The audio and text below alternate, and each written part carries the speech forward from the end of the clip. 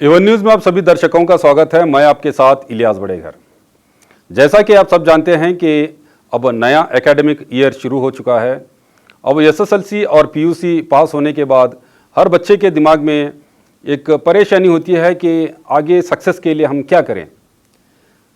आजकल जो कंपटीशन का दौर है, ऐसे इसमें कौन सा हम कोर्स सिलेक्शन करें, और ज़्यादा गाइडेंस न होने की वजह से बहुत सारे जो जीनियस बच्चे होते हैं उनकी लाइफ भी स्पॉइल हो जाती है।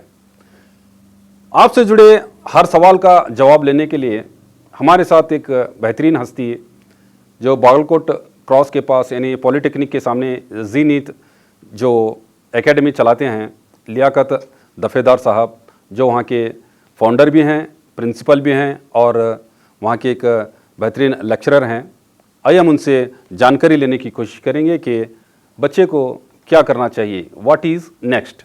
सर, एवन न्यूज़ में आपका बहुत बहुत स्वागत है। शुक्रिया सर। जिस तरह से मैंने आप सवाल किया कि जैसे ही एसएलसी और पीयूसी हो जाता है तो बच्चों के दिमाग में एक उलझन होती है कि अब आगे क्या करें, सक्सेस के लिए क्या करें, तो ऐसे बच्चों के लिए आप क्या सलाह देना चाहेंगे? इलियास सब बेसिकली बच्चों के लिए हम लोग सोचते हैं कि हमेशा के उसके लिए क्या बेहतर है, बच्चा भी सोचता है कि लिए मेरे क्या बेहतर है, कहीं और सुना हुआ रहता है। उसको लगता है कि आज मैंने ये सुना है तो ये बनूंगा, कल वो सुना। आपने देखा होगा कि छोटे बच्चों को हम लोग पूछते हैं भाई बड़ा होके क्या बनेगा, वो बोलता है कि बड़ा होके मैं पायलट बनूंगा। फिर 4 दिन के बाद आप सवाल करो क्या बनेगा, फिर बोलेगा वो मैं ट्रक ड्राइवर बनूंगा, फिर इंजीनियरिंग पे आएगा। ऐसे क्यों बदल क्यों रहा है वो?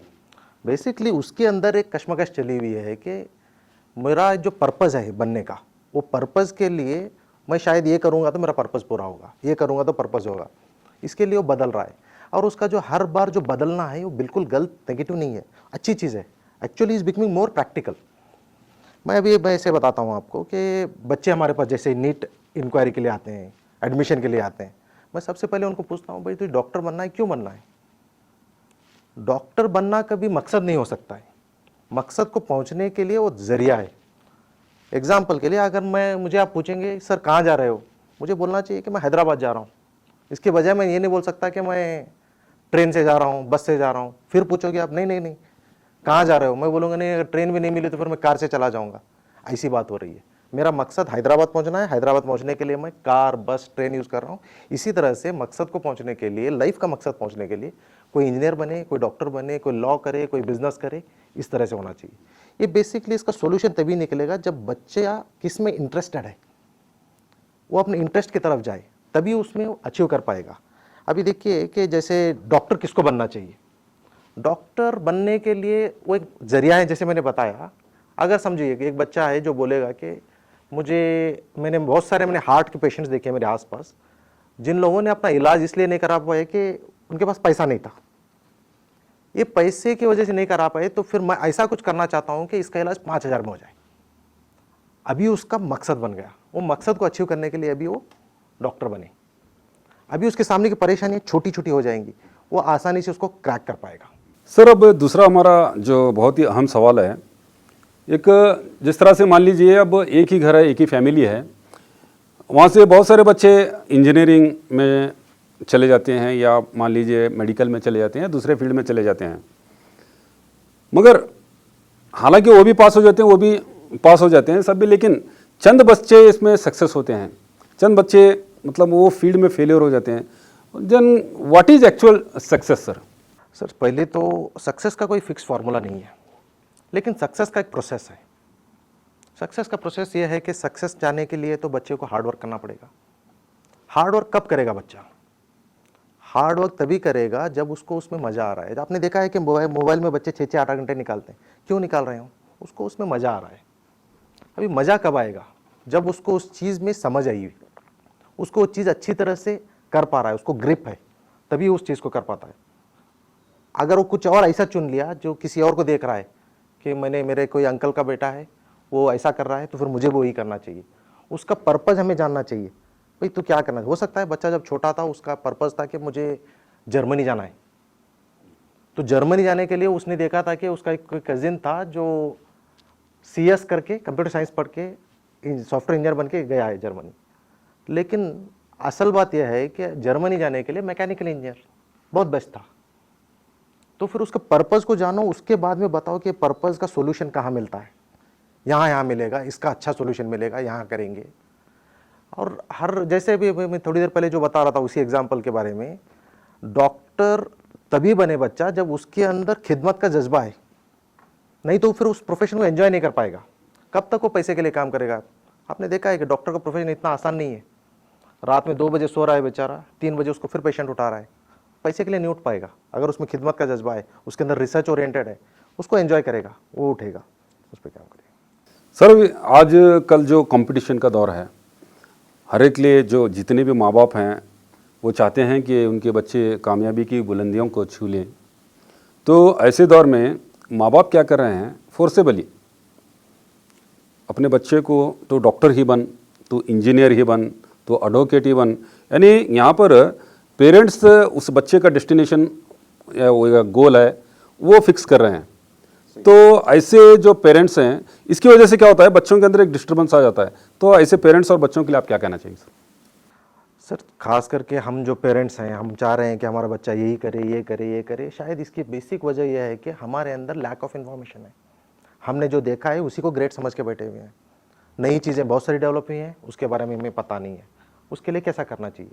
एक 3 चीज़ों का कॉम्बिनेशन होता है। सबसे पहले तो देखा जाए कि बच्चे का, जैसे अभी थोड़ी देर पहले बात कर रहे थे, इंटरेस्ट क्या है। जैसे पता चला कि बच्चे का इंटरेस्ट इस फील्ड में है, उसके बाद पता चला जाए कि उसके लिए स्कोप कैसा है, अगले 25 साल तक उसका मॉनिटरी स्कोप कैसा है, कैसा चलने वाला है फील्ड।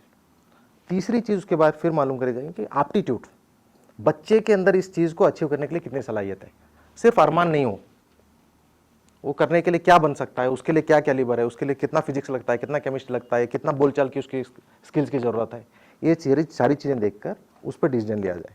माँ बाप जब भी आजकल जो बच्चे बोल रहे हैं हमें कि मुझे ये बनना है, ये बनना है, ये बनना है, उसके बारे में इमीडिएटली बोलने के बजाय वो खुद एनालाइज करें। कैसे एनालाइज करें? अपना सही सवाल सही इंसान से पूछना सीखें। वो जैसे होता है कि बच्चे हमारे यहाँ बैंगलोर में आते हैं, आके कोई software company, software training institute में आएंगे, वीबी सिखाने वाले इंस्टीट्यूट को पूछेंगे, सर आपके पास मैं वीबी करूंगा तो क्या होगा? वो ऑब्वियसली क्या बोलेगा, नहीं भाई तुम वीबी करो, टाटा बिरला वेट कर रहे हैं, तुम्हें आके उठा के लेके जाएंगे। सही सवाल गलत आदमी से पूछा है। तो फिर ये जो ऑलरेडी कोई कोर्स कर रहा है, करके 4-5 साल हुआ है, कुछ एक्सपीरियंस्ड है, उससे जाके पूछो अभी क्या है, कितना होने वाला है, आगे 25 साल तक इसमें क्या क्या डेवलपमेंट होने वाले, उसके ऊपर से डिसाइड कर पाएंगे। माँ बाप, अच्छी बात है, उन्होंने देखा है इतना ही कि डॉक्टर बनेगा तो सक्सेसफुल होगा। तो पिछले 15 साल में क्या डेवलप हुआ, उनकी डेली की रूटीन, डेली अपने बिजी शेड्यूल की वजह से वो लोग अपडेट हो नहीं पाए। उनको चाहिए कि कोई करियर काउंसलर से खुद भी बात करें, जैसे हम चाहते हैं कि मेरे बच्चे की काउंसलिंग कोई करे। माँ बाप भी खुद आएँ, खुद बात करें कि मैं सुन रहा हूँ कि ये टॉपिक ऐसा है, बीएससी स्टैटिस्टिक का नाम सुना मैं, स्टैटिस्टिक्स सीखने से क्या होता है, कैसे होगा। माँ बाप अपडेट हो तभी होगा। सर ये व्हाट इज़ एक्चुअली पेरेंटिंग? क्या एक जिम्मेदारी है या एक ट्रेनिंग है, क्या है सर? पेरेंटिंग क्या है? Ilyas sir, parenting actually learning है। पेरेंटिंग सिखाना नहीं है, सीखना है। बहुत अपोजिट बात बोल रहा हूँ मैं। सबको लगता है कि मैं मेरे बच्चे को सिखा रहा हूँ, मैं मेरे बच्चे को इम्प्रोवाइज़ कर रहा हूँ। मैं बोल रहा हूँ कि सीख रहा हूँ। कैसे? बच्चे को देखिए कि 3 महीने का जैसे होता है, बच्चा हंसना सीखता है। हम लोगों को लग रहा है कि मुझे देख के हंस रहा है बच्चा, नहीं। बच्चा 3 महीने की उम्र में मिमिक करना, जैसे हो रहा है वैसे देख करने की कोशिश में लगता है। मैं जैसे हंस रहा हूँ, उसको देख के हंसने की कोशिश कर रहा है। तो फिर इसी उम्र में आप देखिए, बच्चे को रोते हुए देख के माँ पहचान लेती है कि इस सुसु किया, इसकी फाली बदलनी चाहिए, इसको चींटी काटी है, या फिर इसको भूख लगी है। बच्चे को माँ सिखा रही है कि बच्चे की चीज़ को देख के माँ सीख रही है। माँ सीख रही है, उसके रोने के ट्यून को लेके सीख रही है। ये काम हम लोग करते हैं। बच्चा और थोड़ा बड़ा होता है, वो जब भी रूठ के खड़ा हो रहा है, बाप पहचान लेता है इसको क्या चाहिए। और थोड़ा बड़ा होता है तो फिर ये कब जिद करता है हमें समझ में आ रहा है। जैसे बच्चा 7-8 साल का हो जाता है, माँ बाप अपनी लर्निंग बंद कर देते हैं, सीखना बंद कर देते हैं। उनको लगता है मैंने दुनिया देखी है, मैं 45-50 साल की उम्र से देख रहा हूँ लाइफ, मुझे मालूम है क्या बेस्ट है, बेटा तो यही कर। हमारी लर्निंग स्टॉप हो गई। खास करके 13 साल के बाद बच्चे को इसके लिए बोला जाता है ना कि 13 साल तक वो आपके साथ गुलाम की तरह रहेगा, वो प्राउड रहेगा। आप उसको कुछ काम बोलिए, वो बोलेगा कि मुझे मेरे माँ बाप ने मुझे इतना बड़ा काम दिया है, मिट्टी लाने के लिए बोला है, मैं लेके आ रहा हूँ। 13 साल के बाद उसको समझ आ रही है इतनी अच्छी समझ में आ रही है कि उसको एक्चुअली माँ बाप की गलतियां समझ में आने लगेंगी। 16 साल तक मैक्स बच्चे का हीरो बाप है। 16 साल के बाद वो हीरो शिफ्ट होता है, टीचर में आता है, उसके बाद कोई प्रोफेशनल सक्सेसफुल आदमी में आता है, उसको देख के वो बोलेगा मुझे ऐसा बनना है। तो यहाँ पे ये चीज़ को लेके होता है। सर, जैसा कि हम सब जानते हैं कि जो education is a process, continuous process of modification of behaviour, यानी बच्चे के बिहेवियर को देख देख कर उसको मॉडिफाई किया जाता है। Then how to understand the scope of field. अच्छा, कौन सा फील्ड कैसा होने वाला है, क्या होने वाला है? सर देखिए, इसके लिए चाहिए कि हम लोग सिंपल हैं, कोई जैसे मैंने बताया कि कोई काउंसलर से मिले, करियर काउंसलर से मिले, बहुत तरह के अलग अलग टाइप के लोग हैं, करियर काउंसलर से मिले। उसके बाद उसके स्पेशलाइज्ड इंस्टीट्यूट्स कौन से हैं, इंडिया में बेस्ट इंस्टीट्यूट कौन सी है, उसमें मुझे जाना है। जैसे मैं एग्जांपल में बताता हूँ कि अचानक आके बीजापुर में मैं देखता हूँ ऐसी चीज़ होती है, बच्चा आके अगर बोलेगा कि मुझे बीएससी स्टैटिस्टिक करना है, माँ बाप बोलेंगे यार ये क्या कर रहा है, सब लोग इंजीनियरिंग डॉक्टर की बात कर रहे हैं, तुम ये क्या बात कर रहे हो। स्टैटिस्टिक को लेके अगर किसी आदमी जो डेटा साइंस में काम कर रहा है या फिर ऐसा आदमी जो आर्टिफिशियल इंटेलिजेंस में काम कर रहा है, उसको पूछना चाहिए। आर्टिफिशियल इंटेलिजेंस एक्चुअली क्या है हम लोग नहीं मालूम, लेकिन अगर एक आदमी को पूछेंगे जो उसी फील्ड में काम कर रहा है, वो कैसे समझाएगा। मैंने पूछा था, मुझे ऐसे ही सिखाया गया। हम लोग रोज़ समझ रहे हैं कि यूट्यूब हमें हम लोग यूट्यूब देख रहे हैं, गलत। रोज़ यूट्यूब हमें देख रहा है, यूट्यूब मुझे ऑब्जर्व कर रहा है कि मैं मंडे क्या देखता हूँ, संडे क्या देखता हूँ, दोपहर में क्या देखता हूँ, शाम में क्या देखता हूँ। इसी हिसाब से पीछे से उठा के मुझे एडवर्टाइजमेंट फेंक रहा है। मेरे एज में मुझे शायद ज्वेलरी, लोन, हाउस ऐसे एड्स आएंगे। मेरी बीवी को शायद मीशो वीशो के ऐड आते होंगे, बच्चे को आजकल वेदांतों के ऐड आएंगे। तो अगले 25 साल तक इसका स्कोप इतना बड़ा है। अब ये सारी चीज़ें कौन बोल पाएगा ये लेवल पे आके, उस फील्ड का उसी का आदमी बोल पाएगा। ये छोड़ के हम लोग जाके किसी और को पूछेंगे, अभी किसका बेटा इंजीनियरिंग मैकेनिकल किया है तो फिर इंजीनियरिंग मैकेनिकल की बात करेगा। हमें चाहिए कि उसके बेटे से बात करें, और वो भी जो पढ़ रहा है नहीं, जो पढ़ के 4-5 साल खत्म कर चुका है, जो ब्लफ नहीं करेगा, ग्लूमी बातें नहीं करेगा, रियलिटी पे बात करेगा। सर, अब जैसे हम एसएलसी बच्चे या पीयूसी पास होते हैं बच्चे, तो उनके दिमाग में एक उलझन होती है, which profession is suitable for me. तो ऐसे बच्चों को आप क्या सिलेक्शन के लिखने कहेंगे? प्रोफेशन कोई भी ग्रेट नहीं होता है। हमारे बच्चे जहाँ पे मेहनत डालेंगे वो प्रोफेशन बड़ा हो जाता है। अगर कोई, बहुत सारे हम लोग देखे होंगे कि कोई डॉक्टर बना है, इंजीनियर बना है, लेकिन सक्सेसफुल नहीं है लाइफ में। कुछ लोग कुछ नहीं पढ़े फिर भी वो लोग सक्सेसफुल हैं। ऐसा क्यों हो रहा है कि हम लोग प्रोफेशन को इज्जत देने लग गए। मैं यहाँ पे ज्वाइन हो गया तो अच्छा हो जाएगा, ऐसा नहीं होने वाला है। मैं एग्जांपल देता हूँ, अक्सर मनीष मल्होत्रा साहब। मनीष मल्होत्रा साहब मोटा मोटी देखें तो क्या है, designer, tailor kind of person, लेकिन he has put his best. कितना बेस्ट बने कि करीब 3-4 लाख रुपए एक ड्रेस डिजाइनिंग में लगाते हैं। संजीव कपूर साहब, सेलिब्रिटी, कोई इंडिया का एक 7 स्टार होटल भी उनको जॉब ऑफर करने के लिए हिम्मत नहीं करेगा, मास्टर शेफ है। ऐसे क्यों हो पाए? ही हैज़ पुट हिज बेस्ट। जब तक हम जिस चीज़ में हम लोग बेस्ट लगाएंगे तभी होने वाला है। बेस्ट कब लगाएगा बच्चा? जब उसको ऑलरेडी आता है, जहाँ पे ऑलरेडी स्किल है उसको शार्पन करने की ज़रूरत है, इम्प्रोवाइजेशन की ज़रूरत है। आपके लिए कुछ जो है देख के मैं इस पे नहीं चल पाऊंगा, मुझे चाहिए कि मेरा इंटरेस्ट पहचानूं या फिर मेरे माँ बाप मुझे बताएं बच्चे को, और उसके बाद वो उसको सिलेक्ट करेगा, उस फील्ड में इम्प्रोवाइज करेगा। माँ बाप हेल्प करें, तुम्हें ये स्किल इम्प्रूव करने के लिए कहाँ पे जाना है, ये चीज़ों को लाए तुम, इसके लिए एक छोटा सा कोर्स है, ये कोर्स ऐड करो, इस तरह की ग्रेजुएशन करो, ऐसी कॉलेज में करो, यहाँ पे होता है। दूसरा है, इसी चीज़ को लेके बच्चों को मालूम होना चाहिए कि कभी मार्क्स, यूनिवर्सिटी इससे नहीं होता है, नेम ऑफ द कॉलेज से होता है। अच्छी कॉलेज वो है जो कॉर्पोरेट को पहचाने, जिसे कॉर्पोरेट जानते हैं, तो फिर उसको वहाँ पे डाला जाए। ये स्किल सीखने के लिए बेस्ट कॉलेज कहाँ पे है? हम लोग ज़्यादा इमोशनल होते हैं। हम लोग, जैसे मैं बोलता हूँ कि बच्चे को भेजना है तो फिर यार ये इंस्टीट्यूट बैंगलोर में बेस्ट है, कोलकाता में बेस्ट है, मुझे माँ बाप पूछेंगे कि वहाँ पे जारी की रोटी मिलती है क्या? तो हम लोग ये इमोशनल है, ये इमोशन से बाहर आ जाए, उसको बेस्ट सीखने को मिले, वो बेस्ट बनेगा। प्रोफेशन किसी में हाथ लगाएगा बच्चा, उसमें बेस्ट बनेगा। सर, अक्सर देखा गया है कि जहाँ तक साइंस का सवाल है, साइंस के सब्जेक्ट्स का सवाल है, उसमें जो बायोलॉजी पढ़ते हैं बच्चे, ये कंपेरेटिवली मैथ्स और फिजिक्स के वो ज़्यादा मार्क्स लाते हैं। अब जिस तरह से बायोलॉजी में मार्क्स लाते हैं, उसी तरह से फिजिक्स और मैथ्स में अगर लाना चाहते हैं तो उसके लिए क्या करना होगा सर? अच्छा सर, आप ये बात सही है, वजह क्या है? ये बात सही है कि ज़माने से देखा जा रहा है कि बच्चों के पीसीएमबी मार्क्स सब्जेक्ट देखे जाएं तो बायो में हमेशा बच्चे अच्छे मार्क्स लेते हैं। इसकी वजह यह है कि बायो विजुअलाइज होता है। विजुअलाइज का मतलब क्या है कि मैं जैसे आपको गोल गुंबज बोल रहा हूँ तो आपको गोल गुंबज दिख रहा है, मैं ताजमहल बोल रहा हूँ आपको ताजमहल दिख रहा है। उसकी वजह मैं जैसे आपको न्यूट्रॉन प्रोटॉन बोल रहा हूँ, विस्कोसिटी बोल रहा हूँ, ये नहीं दिख रहा है। ये टाइम पे क्या होता है कि बच्चे को बेसिकली सब्जेक्ट पे डाउट पैदा होता है। बायो जब सर, जैसे मैं बोल रहा हूँ कि बायो सिखा रहा हूँ, मैं बोलूँगा कि I inhaled air, my lungs are filled with the air. अभी मेरे फेफड़ों में जो भी हवा भरी हुई है उसमें से मेरे फेफड़े सिर्फ ऑक्सीजन को सक कर रहे हैं, सक किया हुआ ऑक्सीजन मेरे ब्लड में जा रहा है, वहाँ से मेरी पूरी बॉडी में जा रहा है। आपको मैं जैसे बोल रहा हूँ वैसे दिख रहा है, डायग्राम्स के जरिए बता रहे हैं, दिख रहा है, विजुअलाइज हो रहा है, आपको यकीन हो रहा है, बेसिकली आपको यकीन कर रहा है। उसकी वजह मैं बोलूँगा कि न्यूट्रॉन होता है, न्यूक्लियस होता है, उसके अंदर न्यूट्रॉन प्रोटॉन होता है, ये हाइपोथेटिक है। उसके चारों तरफ से इलेक्ट्रॉन घूम रहे हैं। आप अगर 6 साल के बच्चे हैं तो फिर आप मुझे क्या पूछते हैं, मानो आपके दिमाग में तो आता है सवाल, ये न्यूट्रॉन प्रोटॉन नीले पीले होते हैं क्या बोल के। मैं बोलूँगा नहीं, उसको किसी ने देखा नहीं है।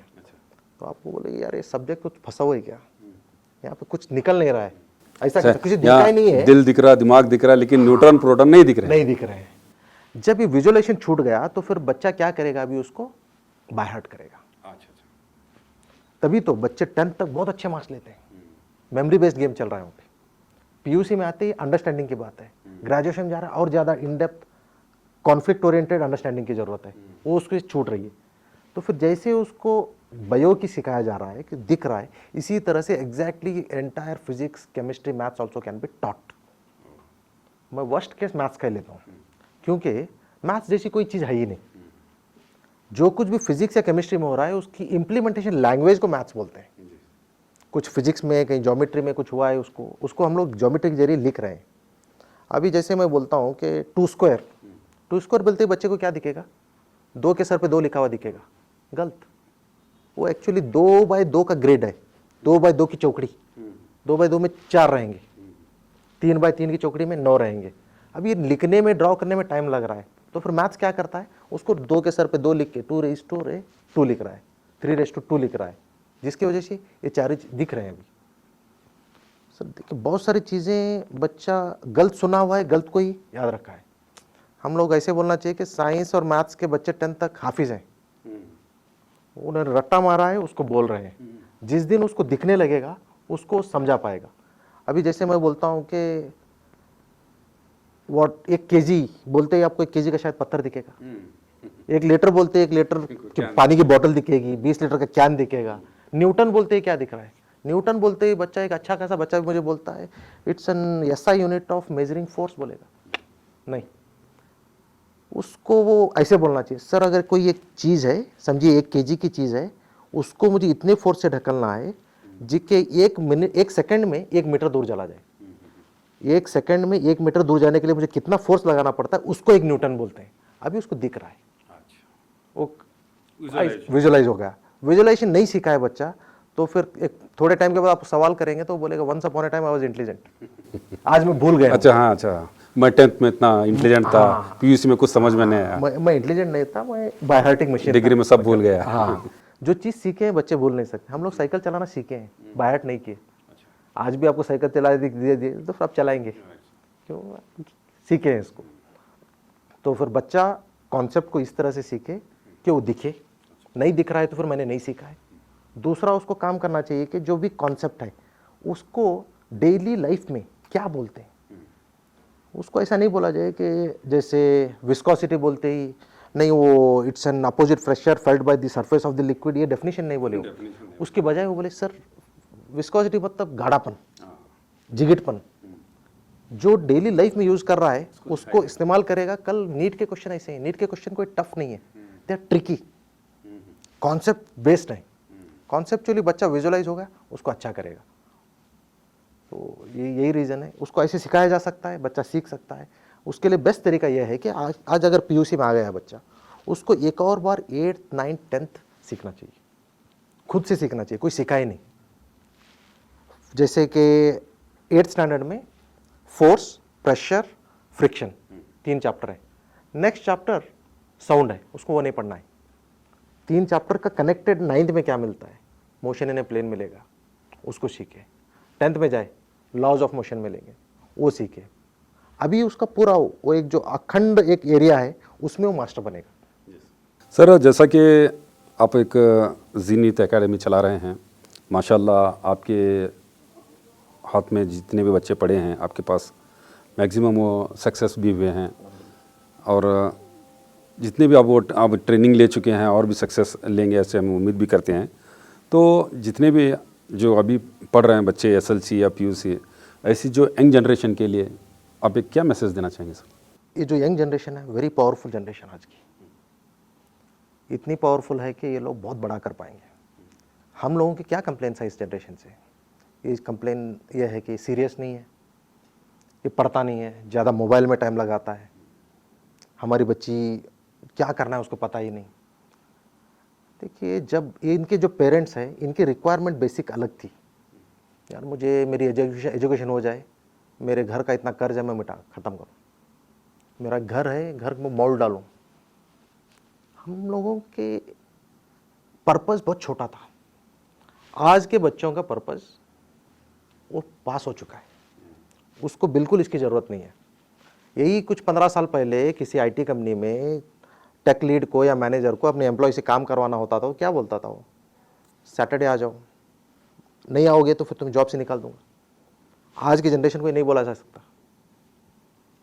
उसको बोलते हुए बोलेगा, यार मेरा घर खेत सब कुछ सेट है, मेरा घर, आप इतना प्रेशराइज मत करो मुझे। जॉब पे आना है तो मैं मेरे कंडीशन पे मंडे टू फ्राइडे आऊँगा, नहीं तो नहीं आऊँगा। आप लोग पहचानिए कि बच्चे का पर्पस चेंज हुआ है। आज वो जॉब क्यों करना चाह रहा है? मैं मेरे फादर को बोलूँगा कि डैडी मुझे एक मोबाइल दिलाओ, तो वो सैमसंग का मोबाइल दिलाने वाले हैं। इसको चाहिए एप्पल फ़ोन, इसके लिए जॉब करना चाहता है। इसके डैडी इसको स्प्लेंडर बाइक दिलाने वाले हैं, इसको केटीएम चाहिए। जब तक इसका ख्वाब बड़ा नहीं करेंगे, ये नहीं होने वाला है। इसका विजन बड़ा हो जाए, इससे ये ख्वाब बनाया जाए कि मेरे से 1 लाख लोगों को कैसा फ़ायदा पहुँचे। उसका विजन बड़ा होगा तो फिर अपने आप वो छोटी चीज़ों को छोड़ देगा। जैसे बच्चे को मैंने अगर 2 पेज का होमवर्क दिया है तो बच्चा ऑब्वियसली सोचेगा पहले खेलूंगा बाद में करूंगा, पहले खाऊंगा बाद में करूंगा। उसके बजाय अगर मैंने 20 पेज का होमवर्क दिया तो यार बहुत है, पहले ख़त्म करने दो मुझे, उसके बाद मैं उसमें जाऊंगा।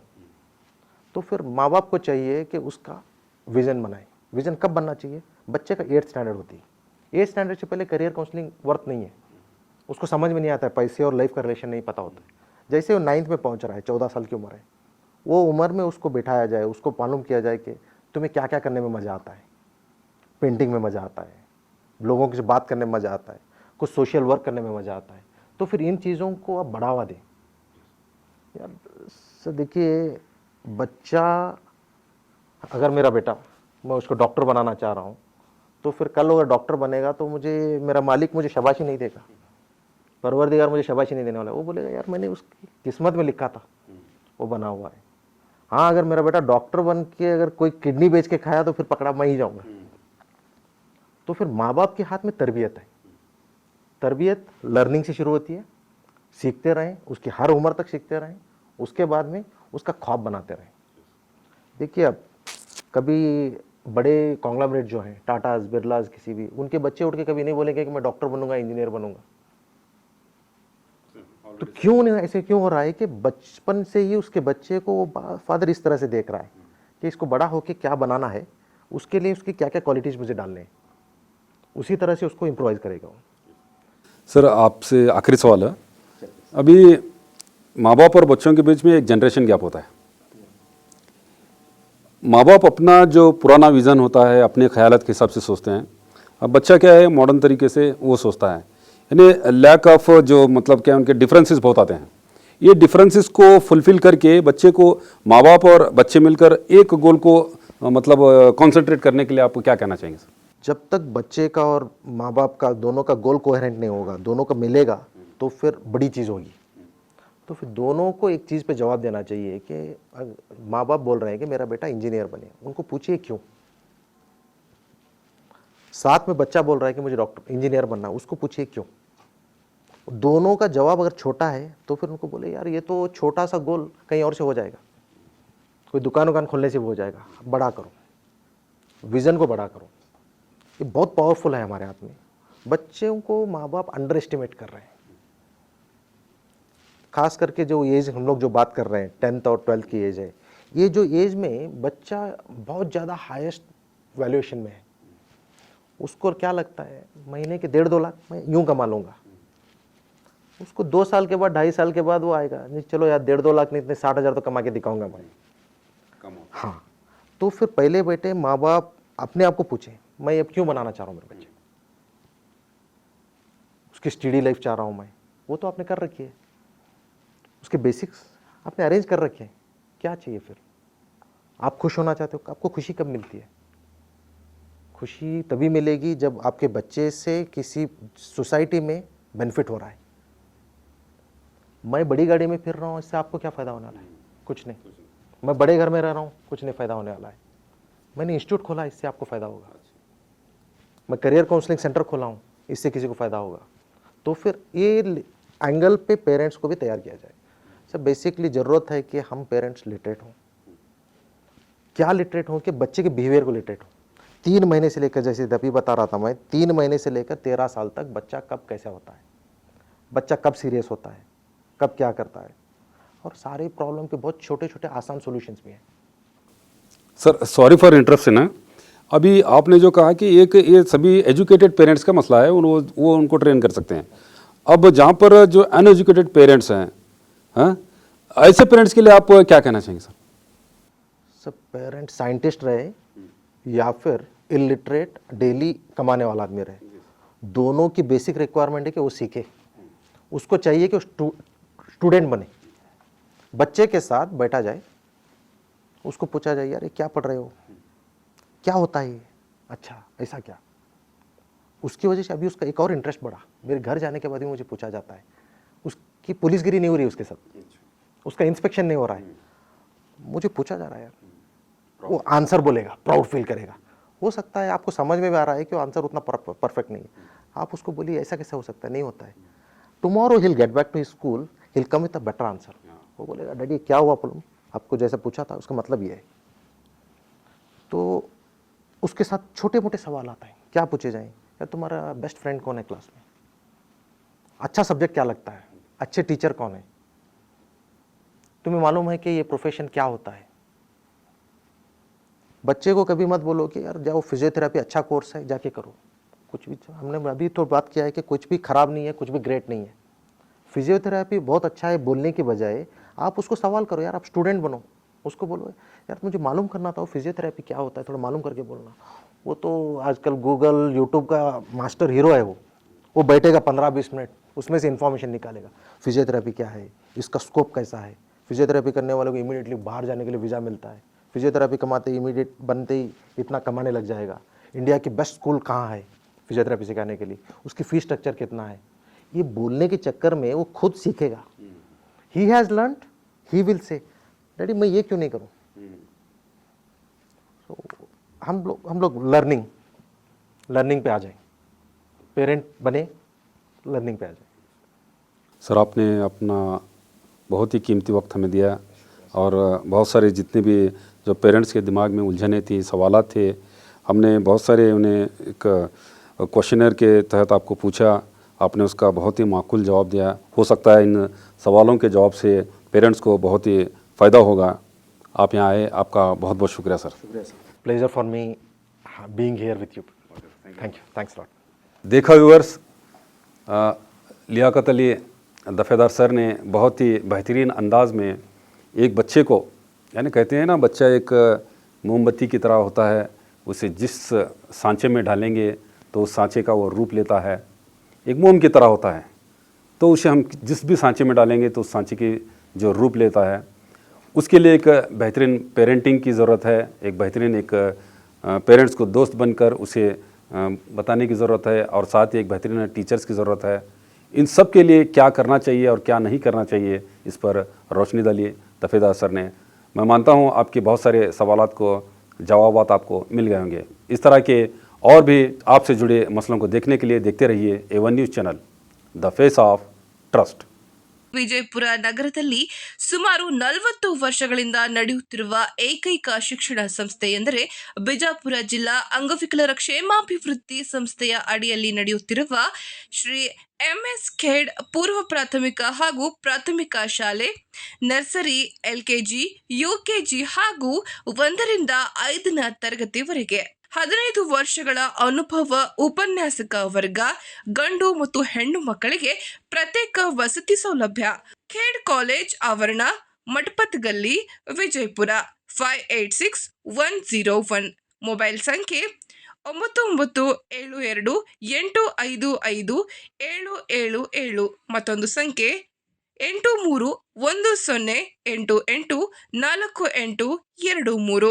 I am Professor Hundekar here, engaging classes for commerce, PUC first year to MBA, dealing in subjects like financial accounting, corporate accounting, financial management, management accounting, income tax, cost accounting for degree and MBA. My timings are after 2 p.m. onwards, and I engage and I have given very good results. And usually in PUC2 board, people have secured out of out, and most of the cross 90. So if you are interested in building up your career in accounts, you may join Hundekar tuition classes.